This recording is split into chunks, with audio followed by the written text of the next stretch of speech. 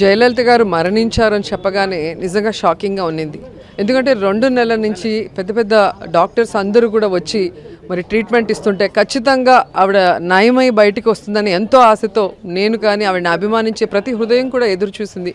కానీ నిన్న అఫీషియల్గా ఆవిడ లేదు అని చెప్పగానే అసలు ఎవరికి కూడా ఆలోచించే పరిస్థితి కూడా లేకుండా పోయింది. ముఖ్యంగా నాకైతే నా తల్లిగారు లేరు, ఆవిడే ఒక తల్లిలాగా నాకు సినిమా ఇండస్ట్రీలో కానీ పాలిటిక్స్లో కానీ అన్ని రకాలుగా సపోర్ట్ ఇచ్చింది. అలాగే ఎప్పుడూ కూడా ఆవిడ గెలవాలని ఆవిడ బాగుండాలని కూడా నేను ప్రే చేస్తూనే ఉంటాను. ప్రతి ఇంటర్వ్యూలో కూడా చెప్పడం జరిగింది ఆవిడ నా రోల్ మోడల్ అని. ఎందుకంటే ఒక ఆర్టిస్ట్గా ఎదగటానికి, ఒక పొలిటీషియన్గా ఎదగటానికి ఆవిడ ఎన్ని కష్టాలు పడింది, ఎంత హ్యూమిలేషన్కి గురైంది, ఎంతమంది ఆవిడని ఇబ్బంది పెట్టారో మనం అందరం కళ్ళారా చూసాం.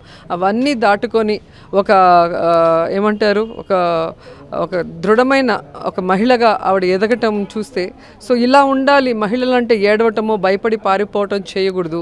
10 మంది 10 అన్నారు కదా అనేసి మనము మన స్థానాన్ని వదులుకోకుండా మరి చిత్తశుద్ధిగా మన తల్లిదండ్రులకి, భగవంతుడికి, మన కుటుంబ సభ్యులకి మనం ఏమంటారు 100% మంచిగా ఉంటూ మనం అనుకున్నది సాధించాలి అనే దాంట్లో నేను ఆవిడని ఇన్స్పిరేషన్గా తీసుకున్నాను.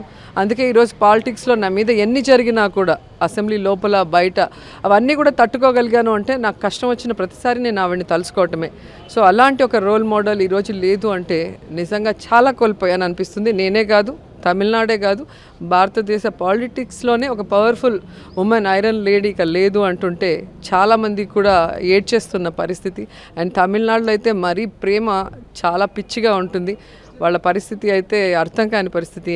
ఎలా వీళ్ళందరూ ఉంటారు ఇక జయలలితమ్మ లేకుండా? ఎందుకంటే ఆయన లేకపోయినా ఆవిడ వారసులు ఎవరైనా ఉంటే కొంచెం వాళ్ళల్లో ఆవిడని చూసుకొని సంతోషపడే అవకాశం ఉంటుంది. కానీ ఇప్పుడు ఆ అవకాశం కూడా లేకపోవడంతో అందరూ కూడా అలా బ్లాంక్ అయిపోయాం. ఆవిడ ఆత్మకి శాంతి చేకూరాలని భగవంతుని మనస్ఫూర్తిగా కోరుకుంటున్నాను.